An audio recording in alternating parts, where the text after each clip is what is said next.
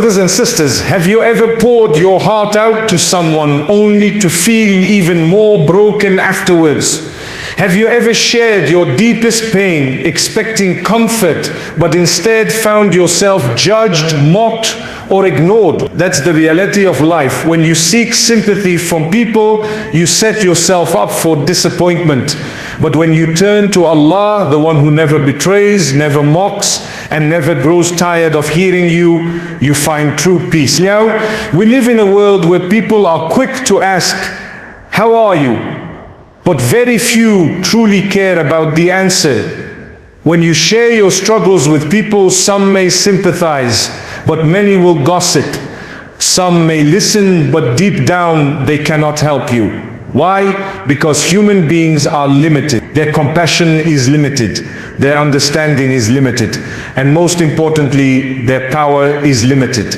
But Allah, Subhanallah, His mercy is infinite, His compassion endless, and His ability to change your situation is beyond imagination. When you cry to Allah in the depths of the night, He doesn't just listen, He responds. When you raise your hands, He doesn't just hear you, He honors you. When you whisper your pain to Him, He doesn't just console you, He grants you strength to endure and wisdom to overcome. Mufti Menk often reminds us, don't cheapen your struggles by handing them over to people who can't solve them. Elevate your struggles by presenting them to Allah, the King of Kings. You see, seeking sympathy from people might give you a temporary relief, a pat on the back, or a word of comfort, but it will never bring you lasting healing. True healing comes from the one who created your heart, the one who understands your soul, and the one who controls your destiny. So the next time you feel broken, instead of updating your status, update your prayer. Instead of calling a friend, call upon Allah. Instead of seeking sympathy, seek strength, because strength comes from trusting Allah. When we think about the challenges we face in life, it is natural to want someone to listen, someone to understand, and someone to comfort us. That is part of human nature. We crave companionship and empathy. But one of the most important truths we need to realize is that people's sympathy is limited. No matter how much they love us or how close they are to us, their ability to truly feel what we feel and carry the weight of our pain is extremely restricted. This is not because they are cruel or uncaring, but simply because they are human, and every human being has their own burdens to carry. When you confide in people, you might receive a kind word or a shoulder to cry on, but at the end of the day, their capacity to help is only as wide as their human limitations allow. Imagine pouring your heart out to someone about a problem that keeps you awake at night. They may nod, they may say, "I understand," but deep down, they cannot fully grasp the depth of your struggle. Even if they try, there will always be a gap between your pain and their perception of it. And even if they feel sympathy for you, that sympathy does not remove the difficulty from your life. It does not lessen the financial struggle, heal the broken heart, or take away the sickness. At best, it might soothe you for a moment, but the weight of your problem remains firmly on your shoulders. Another reality is that people's emotions are unstable. One day, someone may be kind and understanding, and another day they may be impatient or dismissive. What you share with them when they are in a compassionate mood may be met with kindness. But if you catch them at the wrong time, they may brush aside your pain or even make you feel worse. Human beings change constantly. Our moods, our patience, our priority. That means the sympathy you seek from someone is never guaranteed. Depending on their state of mind, they might either comfort you or wound you even more. This inconsistency makes relying on human sympathy unreliable and at times even dangerous for your peace of mind. Furthermore, we must not forget that people talk. You may tell your secrets or struggles to someone in confidence, but how many times has it happened that the very story you whispered quietly ends up spreading among others? Sometimes it is intentional, and sometimes it slips out without malice. But either way, your private pain becomes a topic of discussion. This is one of the greatest risks of seeking sympathy from people. The fear that your trust may be betrayed. Instead of finding relief, you might find yourself humiliated, vulnerable, or even judged for what you revealed. Even in situations where people sincerely care about you, they still cannot fix your problem. They may want to help, but what can they do about a terminal illness, a broken marriage, or a deep emptiness in your heart? At best, they can offer you support, advice, or companionship, but they cannot truly change your condition. They cannot reach into your heart and remove the sorrow. They cannot reach into your future and arrange it in your favor. They cannot stop the test that Allah has written for you. That is why putting your hopes in people's sympathy often leads to disappointment, because you expect from them what only Allah can give. It is also important to acknowledge that sometimes people simply do not care. This sounds harsh, but it is the truth. Everyone is occupied with their own struggles, their own grief, their own needs. In such a self-centered world, it is unrealistic to expect others to carry your pain. They might listen politely, but in their hearts they are focused on their own lives. And when you keep running after people's attention or sympathy, you end up exhausting yourself, feeling more neglected, and even questioning your own worth. Understanding the limitations of human sympathy is not about becoming cold or shutting people out. It is about protecting your heart from false expectations. When you recognize that people can only offer so much, you free yourself from the cycle of disappointment. You begin to realize that while companionship is valuable, it is not a solution. Sympathy might give you a drop of relief, but it cannot quench the thirst of your soul. And that thirst, that deep need for comfort, understanding, and healing can only be satisfied by turning to Allah, who has no limits, no mood swings, no betrayal, and no shortage. So the next time you feel the urge to pour your pain into someone else's lap, pause and remind yourself their sympathy is limited, their compassion has boundaries, their help can only go so far, and when you place your hope in them, you set yourself up for. But when you acknowledge their limits, you begin to direct your heart toward the one whose mercy has no end and whose ability to comfort you surpasses everything you can imagine. When we talk about Allah's mercy, we are speaking about something so vast and immeasurable that our human minds can never fully comprehend it. Unlike people whose compassion is tied to moods, circumstance, or personal ability, Allah's mercy is boundless and never runs. His mercy is not dependent on how much we deserve it, nor does it decrease when millions upon millions of His servants cry out to Him at the same time. This is one of the greatest gifts of being a believer, knowing that while people may grow tired of hearing our problems, Allah never does. While people may say, "I can't help you anymore," Allah is always capable of bringing relief in ways you could never imagine. When you reflect on the nature of Allah's mercy, you begin to realize that it is unlike anything in this world. A mother's love for her child is often considered the strongest human expression of mercy. Yet the Prophet Muhammad told us that Allah's mercy is far greater. He explained that Allah divided His mercy into 100 parts, and He sent just one part to the world. That single portion is the reason why mothers love their children, why animals care for their young, why people show kindness to one another. But Allah has kept 99 parts of His mercy with Himself, reserved for the day of judgment. If just one fraction of His mercy sustains all the compassion in the world, imagine the magnitude of the mercy He has in store for His faithful servants. People can only comfort us to a certain degree. They may feel sorry for us, they may give us encouraging words, but they cannot change the condition of our hearts. They cannot remove the pain that keeps us awake at night. Allah, on the other hand, is Al-Latif, the most subtle, the one who knows the hidden sorrows you don't even speak about. He knows the heaviness in your chest, the tears you wipe away before anyone sees, the thoughts that you cannot put into words. His mercy reaches you even before you ask for it.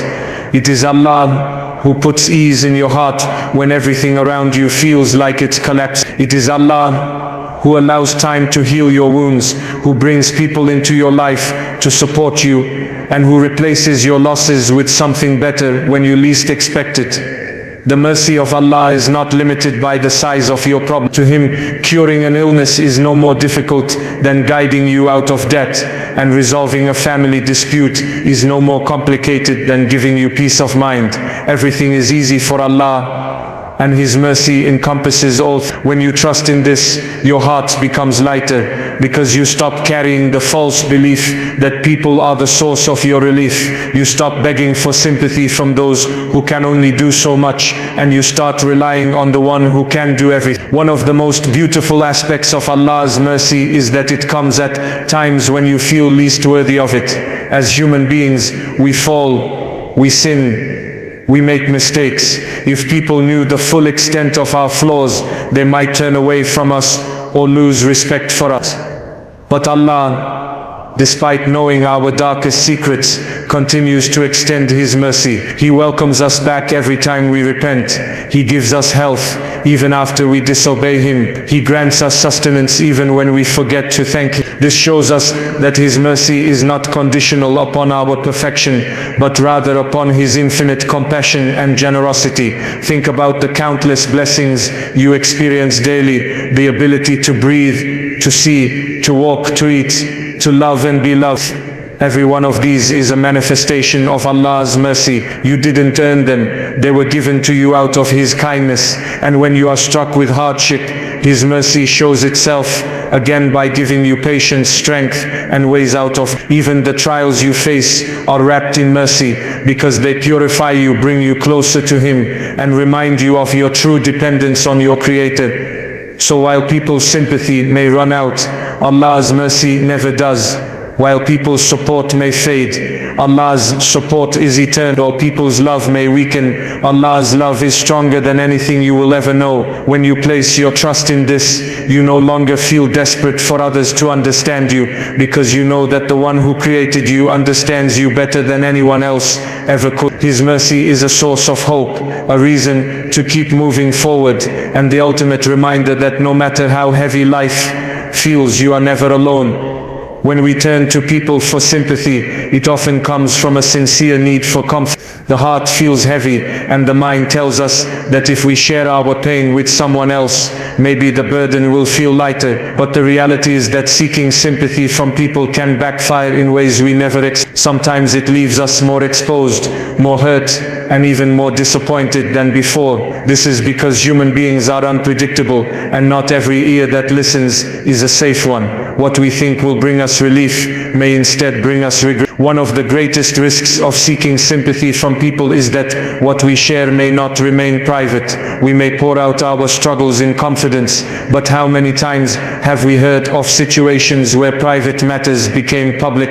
The very words that were meant to comfort us turn into whispers of gossip in the mouths of others. The story of our pain becomes entertainment for those who were never meant to know it. Instead of healing, we are left feeling betrayed, wondering why we trusted in the first. This is the danger of relying on human beings for relief. They are not always trustworthy, and even when they don't mean harm, what we reveal can travel further than we intended.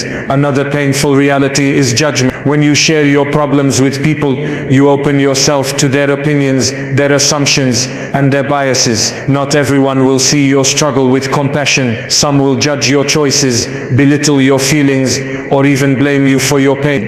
Imagine turning to someone with the hope of comfort, only to be told that you should have done better, or that your suffering is your own fault. This kind of response can wound the heart even more deeply than the original problem. Instead of finding sympathy, you find criticism, and instead of healing, you feel more broken. Even when people do respond with sympathy, it is often shallow and short-lived. They may offer kind words in the moment, but soon they forget. To you the problem is heavy and ongoing, but to them it was just another passing conversation. They move on with their lives, while you are left with the same pain untouched and unresolved. This leaves you feeling lonely, as though even those who tried to care didn't truly understand the depth of what you were going through. Their sympathy was like a bandage on a deep wound. It covered the surface, but never healed the injury. There is also the risk of becoming dependent on sympathy itself. When you seek comfort from people repeatedly, you may begin to crave their attention more than you seek real solutions. You might start to feel validated only when others acknowledge your pain. This is dangerous because it makes you vulnerable to manipulation, disappointment, and despair. People may grow weary of always listening, and their fading patience will leave you feeling abandoned. In reality, what you needed all along was not their constant reassurance, but the strength that comes from placing your trust in Allah. Sometimes seeking sympathy also damages relations. Friends and family may care for you deeply, but if you burden them constantly with your struggles, they may feel overwhelmed or helpless. They may want to help, but not know how, and eventually their compassion might turn into frustration. This does not mean they are bad people, it simply means they are limited. By leaning too heavily on them, you strain the very bonds you hoped would support you. The truth is that people are not designed to carry your heart. They can walk beside you, they can encourage you, and they can share moments of kindness, but they cannot heal you. They cannot take your pain away, no matter how much they love you. And when you expect them to do what only Allah can, the backfiring of seeking sympathy is not just about betrayal or gossip. It is about the deep realization that no matter how many people you confide in, the emptiness in your heart will remain until you turn to the one who created. The Quran reminds us of the example of Prophet Yaqub alayhi salam. When he lost his beloved son Yusuf, he was surrounded by family, but he did not seek their sympathy. He said, "I only complain of my suffering and my grief." That was his wisdom. Knowing that the hearts of people could not carry the depth of his sorrow, he trusted only Allah with his pain, and in that trust he found the strength. So when you feel tempted to run to people with your problems, pause and remember how fragile human sympathy is. At times it may comfort you, but at other times it may expose you, disappoint you, or wound you. It is a reminder that true healing cannot come from those around you. It can only come from the mercy of Allah, who listens without judgment, who keeps every secret safe, and who has the power to turn your grief into relief. There comes a moment in every believer's life when the heart feels crushed under the weight of sorrow, fear, or disappointment. The natural reaction is to look around for someone to confide in, someone to lean on, someone who will listen without interruption and offer words of comfort. But there is a higher, far greater option that many of us overlook: turning our complaints directly to Allah, the one who fashioned your heart, who already knows your pain before you put it into words, invites you to call on Him. He does not grow tired of your tears. He does not dismiss your worries as insignificant, and He does not betray your trust. To complain to Allah is not to show weakness. It is the ultimate form of strength, because it acknowledges that only He has the power to heal what is broken within you. The Quran gives us profound examples of this. When Prophet Yaqub alayhi salam lost his beloved son Yusuf, the grief was so deep that it affected his eyesight. Surrounded by family, he did not spend his days pleading for their sympathy. Instead, he said, "I only complain of my suffering and grief." That one statement is a timeless lesson. Your sorrow may be too heavy for people to carry, but it is never too heavy for Allah. His mercy and wisdom encompass everything, and His ability to transform your situation is beyond imagining. By turning your heart to Him, you direct your pain toward the only source of true healing. Complaining to Allah is not like complaining to people. When you open up to others, you risk being judged, misunderstood, or even but when you open up to Allah, you are speaking to the one who already understands you better than you understand yourself. You do not need to explain why you feel what you feel.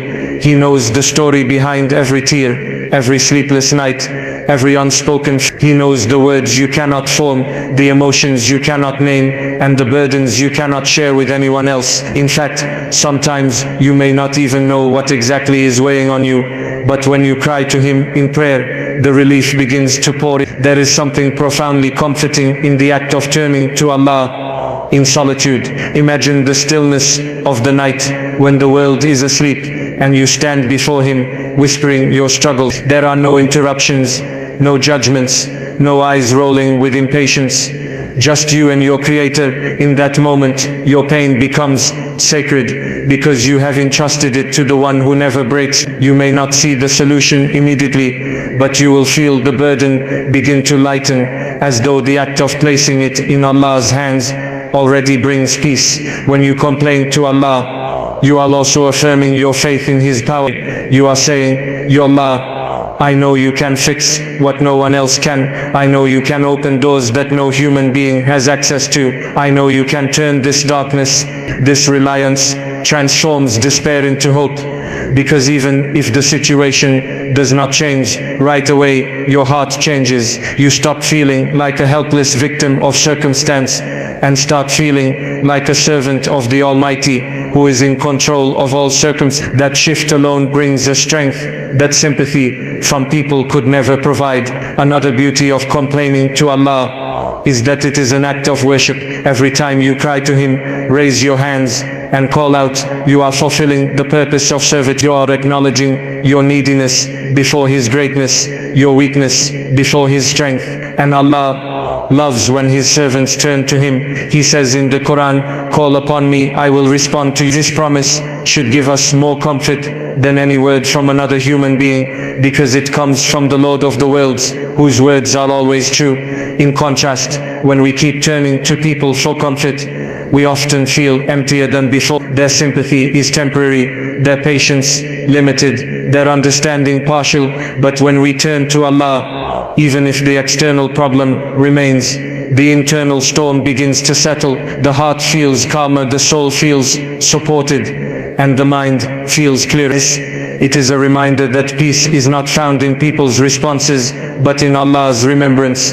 So the next time you feel weighed down by life, remember that your tears are not meant to be wasted on those who cannot help you. Instead, pour them before Allah. Turn your grief into prayer, your sorrow into supplication, and your worries into whispered conversations with the one who is always listening. You will find that what seemed unbearable becomes manageable, not because the problem disappeared, but because Allah gave you the strength to rise above it. Complaining to Him is not a sign of despair, it is a sign of faith, a declaration that you trust Him more than anyone else. When a person goes through hardship, the instinct is often to look outward for validation, for comfort, and for support. We live in a world where it is easy to depend on the reactions of others. If they understand us, we feel seen. If they sympathize, we feel comforted. If they reassure us, we feel stronger. But this reliance on people is fragile, because their hearts are limited, their patience runs out, and their attention shifts. Replacing this dependency with reliance on Allah is one of the greatest transformations a believer can experience. It is a shift from unstable foundations to an unshakable anchor. It is a move from temporary comfort to eternal strength. When you constantly depend on people for comfort, you find yourself trapped in cycles of disappointment. One day someone is there for you, the next day they are too busy. One moment they seem to understand you, the next moment they are dismissive. Your sense of peace rises and falls with their moods, their words and their presence. This makes your heart restless, because it ties your stability to something that was never meant to be stable in the first place. But when you detach from this pattern and begin to rely on Allah, your heart stops fluctuating with people's responses. Instead, it anchors itself in the constancy of Allah's mercy, which never fails, never disappears, and never changes with time. Reliance on Allah, known as Tawakkul, does not mean that you stop seeking human companionship or stop making efforts. It means you understand that people can only be a means, but Allah is the ultimate source. For example, if a friend offers advice, you appreciate it, but you know it is Allah who inspired their words. If a doctor prescribes medicine, you take it, but you trust that the healing comes from Allah, not from the pill itself. If someone comforts you, you feel grateful, but you recognize that Allah placed mercy in their heart to ease your pain. In this way, you stop attaching your heart to people and instead connect it to the one who controls every out. The moment you begin to rely more on Allah than on people, you will feel a shift inside yourself. Instead of feeling anxious when others don't check on you, you turn to prayer and find peace in Allah's remembrance. Instead of craving words of comfort from people, you recite the Quran and feel Allah's words comforting your soul directly. Instead of worrying about whether someone understands you, you rest in the certainty that Allah understands you completely, even when you cannot explain yourself. This independence from people is not loneliness, it is empowerment. It frees you from the weight of expectations and allows you to experience a deeper form of contentment. This trust also gives you courage. When you rely on people, you may hesitate to make decisions out of fear of losing their support or approval, but when you rely on Allah, you know that as long as He is with you, you will never be abandoned. You can walk through challenges with confidence because you believe that Allah's help is nearer than you realize. This inner strength radiates outward, and people begin to notice a resilience in you that does not come from human validation, but from divine connection. Another beauty of relying on Allah is that it builds patience. People may want your problem to disappear quickly. They may tell you to move on before you are ready, but Allah's plan is perfect and His timing is flawless. When you depend on Him, you learn to wait with hope rather than despair. You remind yourself that every delay is filled with wisdom, that every hardship carries hidden lessons, and that every pain is a stepping stone toward growth. This perspective removes bitterness from your struggles and replaces it with trust. Even when life feels heavy, relying on Allah also protects your heart from unnecessary hurt. If you are dependent on people, their neglect feels unbearable, their silence feels like rejection, their inability to comfort you feels like abandonment. But when your trust is in Allah, you see their limitations with compassion rather than resentment. You stop expecting perfection from imperfect. You begin to forgive more easily because you no longer see them as the source of your strength. You see them as shallow travelers, each carrying their own burdens, while Allah is the true sustainer of all. At the end of the day, relying on Allah is about recognizing people can walk beside you, but they cannot walk for you. They can hold your hand for a moment, but they cannot heal your soul. They can listen to your story, but they cannot rewrite it. Only Allah, only Allah. When you shift your heart from depending on people to trusting Allah, you are not losing support. You are gaining the only support that is limitless, unconditional, and everlasting. And with that reliance, you find a peace that no human sympathy could ever provide. My beloved brothers and sisters, as we reflect on everything discussed, one truth shines through clearly: the hearts of people are fragile, but the mercy of Allah is limitless.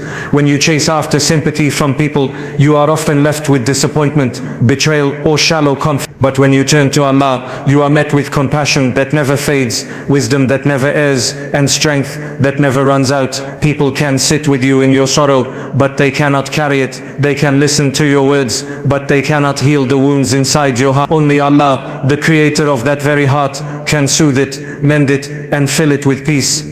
Throughout history, the prophets have shown us this lesson. They endured loss, rejection, hardship, and pain, yet they did not crumble before people. They complained only to Allah, relied only on Him, and trusted Him to rewrite their stories in the best of ways. Their examples are a reminder that dignity and strength are found in turning to Allah, not in exposing your pain before those who cannot help you. So stop seeking sympathy from people. Their understanding is limited, their support is temporary, and their loyalty is uncertain. Instead, pour your heart before the one who never grows tired of hearing you. Cry to Him in the darkness of the night. Ask Him in the moments of weakness, and trust Him when life feels unbearable. Because people may hear your story, but only Allah can change it. People may offer you words, but only Allah can offer you solutions. And people may walk away, but Allah never leaves His servant. Carry this with you always. The more you trust Allah, the lighter your burdens feel. The more you complain to Him, the stronger you become. The more you detach from people's sympathy, the more you attach to Allah's. And when you live with this mindset, you will discover a peace that no human being could ever give you. A peace that flows only from trusting Allah with your entire heart.